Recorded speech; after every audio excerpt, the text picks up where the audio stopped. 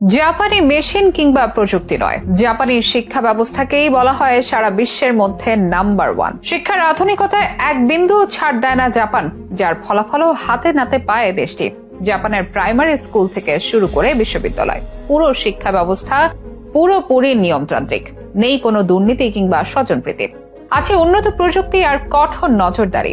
একটি জাতিকে কিভাবে সভ্য করে গড়ে তোলা যায় তা হয়তো জাপানের শিক্ষা ব্যবস্থার দিকে তাকালেই বোঝা যাবে। কিভাবে এতটা উন্নত শিক্ষা ব্যবস্থা গড়ে তুলল জাপান, ফলস্বরূপ কি কি সুবিধা পাচ্ছে দেশটি, বাংলাদেশের বর্তমান শিক্ষা ব্যবস্থায় বা কতটা পিছিয়ে জাপানের থেকে, এসবের বিস্তারিত নিয়েই থাকছে এখনকার বিশেষ আপডেট।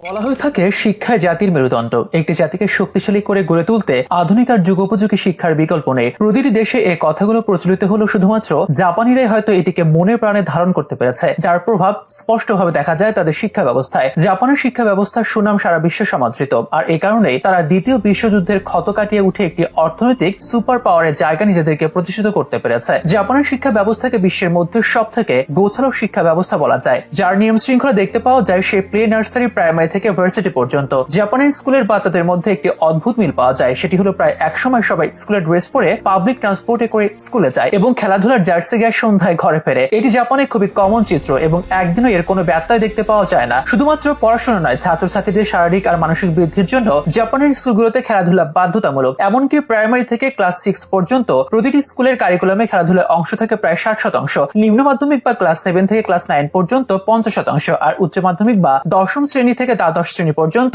40% মার্ক শুধুমাত্র খেলাধুলার জন্য বরাদ্দ রাখা হয় জাপানের কারিকুলামে। অন্যদিকে যারা প্লে বা নার্সারিতে পড়ে তাদের কোনো পড়ালেখা নেই, স্কুলে সারাক্ষণ খেলাই করানো হয় তাদের। কিন্ডার গার্ডেনকে অনেকটা ডে কেয়ার সেন্টারের মতোই ভাবে প্রতিটি জাপান ইচ্ছা, তবে এই খেলার মাধ্যমে তারা আনন্দের সাথে শিখে যায় বর্ণমালা, আকার আকৃতি সহ আরো অনেক কিছু। শেখানো হয় হাঁটা চলা, খাওয়া দাওয়া কিংবা কথা বলার ধরনও। এগুলো যে শেখার আছে তা হয়তো জাপানিজদের ভদ্রতা আর সভ্য আচরণ না দেখলে আপনি বুঝতে পারবেন না। শুধু প্রাইমারি কিংবা মাধ্যমিক লেভেল নয়, জাপানের এই আধুনিক শিক্ষার বিস্তার তাদের উচ্চ শিক্ষার ক্ষেত্রেও। বিশ্বের তৃতীয় বৃহত্তম অর্থনৈতিক শক্তি জাপানের স্কুল, কলেজ আর ইউনিভার্সিটি স্ট্যান্ডার্ড সব গবেষণার ফলাফল দেখলে বোঝা যায় সারা দুনিয়ায় গণিত শেখার জন্য জাপানিজ হাই স্কুলগুলো র্যাঙ্কিং হচ্ছে 1 নম্বর, আর বিজ্ঞান বিষয়ক পড়াশোনার জন্য স্কুলগুলো র্যাঙ্কিং হচ্ছে 2 নম্বর। এ তো গেল জাপানিজ হাই স্কুলের কথা। জাপানের প্রায় 700 এর মতো ইউনিভার্সিটি রয়েছে, যারা বিশ্বের সেরা ইউনিভার্সিটি র্যাঙ্কিং এ প্রথম 50টি ইউনিভার্সিটির মধ্যে আছে জাপানের দ্য ইউনিভার্সিটি অফ টোকিও আর কিয়োটো ইউনিভার্সিটি। সেরা 500 ইউনিভার্সিটির মধ্যে কেবল জাপানেই আছে 16টি। জাপানের বেশিরভাগ বিশ্ববিদ্যালয়ে কাজ করে তাদের প্রযুক্তি প্রতিষ্ঠানগুলোর সাথে। এতে ভার্সিটিগুলো পায় আর্থিক বরাদ্দ আর কোম্পানিগুলো পায় আরো উন্নত আর আধুনিক প্রযুক্তি। এখানে জাপানের শিক্ষা ব্যবস্থার সাথে আমাদের শিক্ষা ব্যবস্থা তুলনা করতে গেলে লজ্জিত হবেন আপনিও।